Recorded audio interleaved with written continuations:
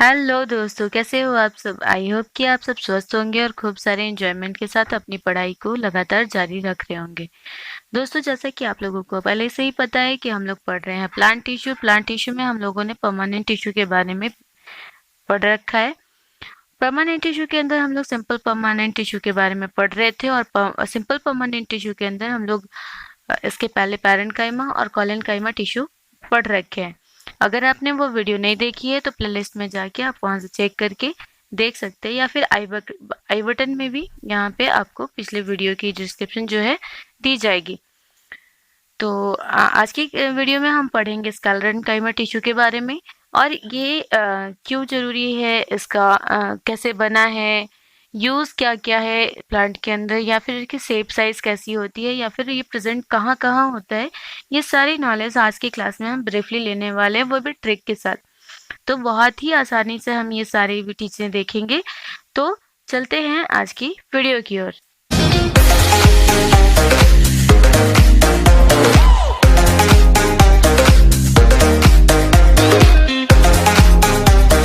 दोस्तों, मैं निधिराज आप सभी का स्वागत करती हूँ आपके अपने चैनल IQ स्टार्टअप में।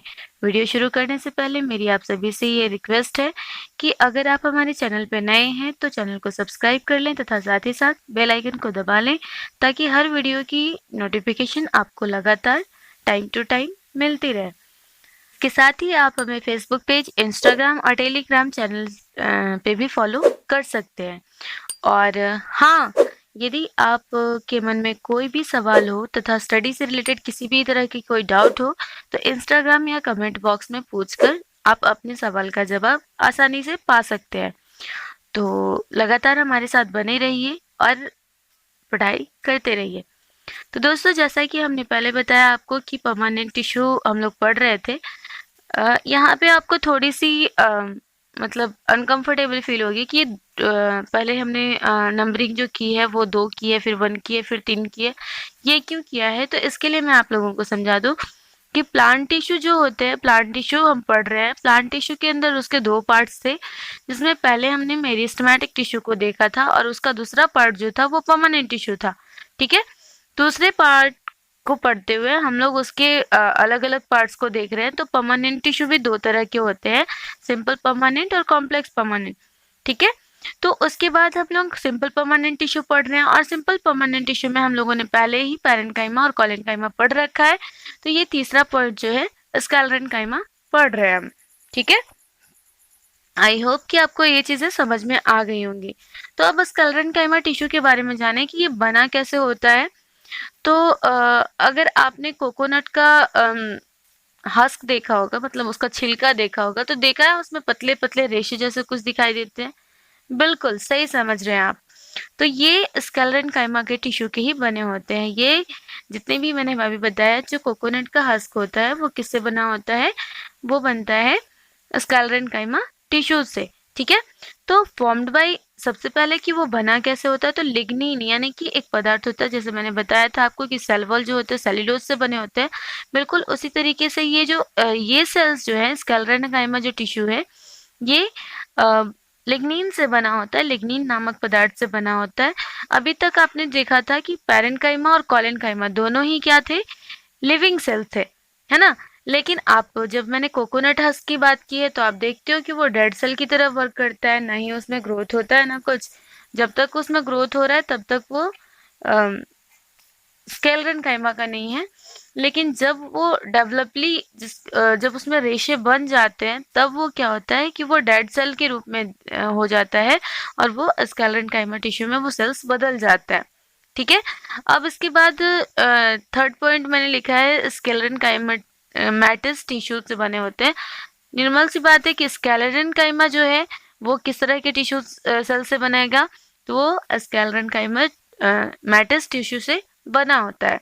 ठीक है, यूज कहाँ कहाँ होता है स्कैलरेनकाइमा का? तो इसके लिए हम आपको बता दें, अब चूंकि वो हार्ड है, लिग्निन होगा तो हार्ड होगा, और हार्ड होगा चूंकि डेड सेल भी है, वो भी क्या करेगा कि आप देखते हो कि जो बार्क आप देखते हो किसी भी प्लांट के अंदर, बार्क यानी कि उसका छाल, वो भी क्या है, वो भी स्क्लेरेन्काइमा टिश्यू के बने होते हैं और ये क्या करता है, मैकेनिकल सपोर्ट देने का काम करता है। तो ये स्क्लेरेन्काइमा टिश्यू का वर्क क्या हो गया कि सबसे पहले तो वो मैकेनिकल सपोर्ट देता है, साथ ही साथ वो प्लांट को हार्ड और कठोर बनाने का काम करता है। काफी ज्यादा उसको जब मैकेनिकल सपोर्ट देगा तभी दे सकता है जब वो हार्ड होगा, है ना।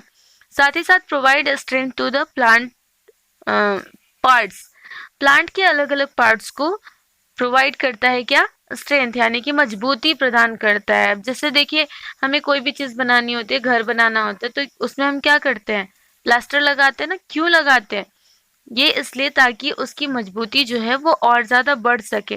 तो ये डेड सेल, लिविंग सेल्स अंदर में थे, अब उसके ऊपर डेड सेल की कवरिंग किस लिए होती है, उस प्लांट को स्ट्रेंथ देने के लिए, उसको मैकेनिकल सपोर्ट देने के लिए। ठीक है, आई होप इतनी तक आपको बहुत अच्छे से समझ में आया होगा। अब आए शेप एंड साइज की बात की, ये जो स्क्लेरेन्काइमा होते हैं उसका शेप और साइज क्या होता है, तो वो लंबे लंबे होते हैं, है ना। आपने देखा होगा कि जब आप नारियल का छिलका छिलते हो तो उसमें लंबे लंबे लाइन की तरह, रेशो की तरह कुछ चीजें निकलती हैं। तो ये लॉन्ग होते हैं, साथ ही साथ नैरो होते हैं, यानी कि पतले होते हैं। ठीक है, वॉल्स और थिकेंड, जो उनके वॉल्स होते हैं, इनके सेल्स के जो वॉल हैं यानी कि सेल वॉल हैं, ये क्या होते हैं कि थोड़े मोटे होते हैं। किसकी वजह से, लिग्निन की वजह से। पहले ही मैंने बताया कि इसमें लिग्निन पाए जाते हैं जो कि इसको मोटापा देते हैं, यानी कि इसको और ज्यादा स्ट्रॉन्ग बनाने का काम करता है।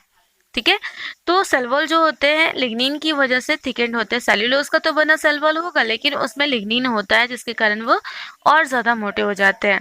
हैव नो इंटरसेलुलर स्पेस, यानी कि उसके सेल्स के अंदर कोई भी इंटरनल स्पेस जो है, इंटरनल स्पेस नहीं पाया जाता। ठीक है, किसके अंदर, स्क्लेरेन्काइमा टिश्यूज के सेल्स के अंदर किसी भी तरह का इंटरनल स्पेस नहीं पाया जाता है।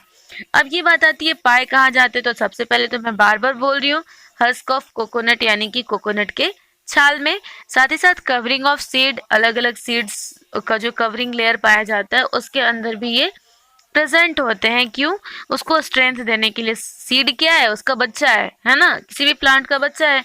अब उस बच्चे को स्ट्रेंथ देने के लिए ये स्क्लेरेन्काइमा टिश्यू, चूंकि वो डेड सेल हैं और साथ ही साथ वो कवरिंग ले मतलब स्ट्रेंथ देने का काम करते हैं, तो इसलिए यहाँ पे ये पाए जाते हैं। कहाँ पे, कवरिंग ऑफ सीड्स पे। ये वेन्स ऑफ लीव्स, यानी कि लीव्स की जो पतले पतली नसें होती हैं, जहाँ पे भी जालीदार चीजों की जरूरत होगी, पतली चीजों की जरूरत होगी, नैरो, मैंने अभी इसका नेचर बताया कि लॉन्ग होंगे, नैरो होंगे, इसीलिए लीव्स के अंदर भी पाए जाते हैं, वेन्स ऑफ लीव्स के अंदर भी पाए जाते हैं। साथ ही साथ स्टेम्स में पाए जाते हैं। कहाँ पे, वैस्कुलर बंडल के आसपास।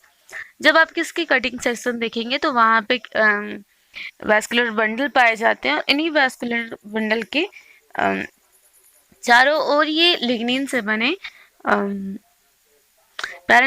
स्क्लेरेन्काइमा टिश्यूज पाए जाते हैं। ठीक है, अब हम आते हैं इसके स्ट्रक्चर की ओर। तो ये देखिए, ये दोनों तरह से इसका स्ट्रक्चर दिया गया है आपको। ट्रांसवर्स स्ट्रक्चर भी मैंने दिखाया है और साथ ही साथ लॉन्गिट्यूडिनल सेक्शन से भी आपको इसकी पिक्चर दिखाई है मैंने। यहाँ पे आप देख रहे हैं कि इसके सेल वॉल जो है काफी थिक है। किसकी वजह से थिक है, लिग्निन की वजह से थिक है। ये याद रखिएगा, इसका कैरेक्टर है कि इसके सेल वॉल थिक पाए जाएंगे लिग्निन की वजह से। नैरो ल्यूमिनर, ये जो लॉन्गिट्यूडिनल आपको सेक्शन दिख रहा है, लंबे मतलब लंबाई में दिख रहा है, यहाँ पे आपको दिखाया गया कि नैरो ल्यूमर पाए जाते हैं, यानी कि जो पतले पतले तार की तरह पाए जाते हैं। जब इसकी लंबाई से आप देखेंगे तो ये पतले पतले तार के रूप में देखे जाते हैं, है ना। आपने देखा होगा कि स्टेम्स को जब आप किसी तने की छाल को भी छिलते हो तो वहां से भी पतले पतले तार जैसे कुछ निकलते हैं। आपने देखा होगा कि जब प्लांट छोटा होता है तो उसकी जो बाहरी छाल होती है वो ग्रीन होती है, लेकिन बाद में वो जाके डेड सेल्स के रूप में बदल जाती है और वो क्या करता है, प्रोटेक्शन देने का काम करता है। किसको, प्लांट्स को, है ना। अब ये देखिए, यहाँ पे मैंने तीनों तरह के सेल्स को आपको क्लियर करके दिखाया है, पैरेन्काइमा, कोलेन्काइमा एंड स्क्लेरेन्काइमा। अब यहाँ पे देखिए कि तीनों में अंतर क्या क्या है ना। हर चीजें हम इसके जितने भी अलग अलग कैरेक्टर्स हैं हमने उसको डिस्कस किया है अलग अलग क्लासेस में।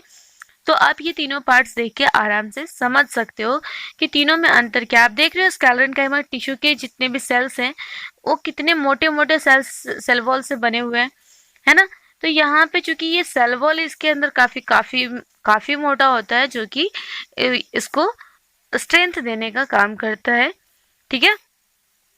अब ये लिप्स के अंदर देख रहे हैं आप बहुत पतले पतले रेशे पाए जा रहे हैं, या फिर इसकी जो डंठल है इसके अंदर भी किस तरह के टिश्यूज पाए जाएंगे, तो ये पाए जाएंगे स्क्लेरेन्काइमा टिश्यू।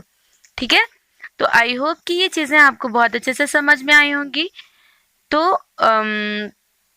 अगर आपको ये वीडियो पसंद आई है तो वीडियो को लाइक करना, और साथ ही साथ आप चैनल पे नए हैं तो सब्सक्राइब करना। साथ ही अगर आपको वीडियो से रिलेटेड कोई भी चीज़ पूछनी हो तो आप कमेंट बॉक्स में ज़रूर पूछिए। इससे ना केवल हमें पता चलता है कि आप कितना सीख पा रहे हो, साथ ही साथ हमें अलग तरीके से समझाने का, और भी किस तरीके से समझाऊं कि आप लोगों को सारी चीज़ें क्लियर हो, ये भी चीज़ें समझ में आती हैं। तो कमेंट बॉक्स में आप कमेंट्स ज़्यादा से ज़्यादा करें, जितनी भी क्वेश्चंस आपके मन में आती हैं वो आप ज़्यादा से ज़्यादा पूछें, ताकि हम आपको आंसर कर सकें। तो मिलते हैं नेक्स्ट वीडियो में, तब तक के लिए गुड बाय।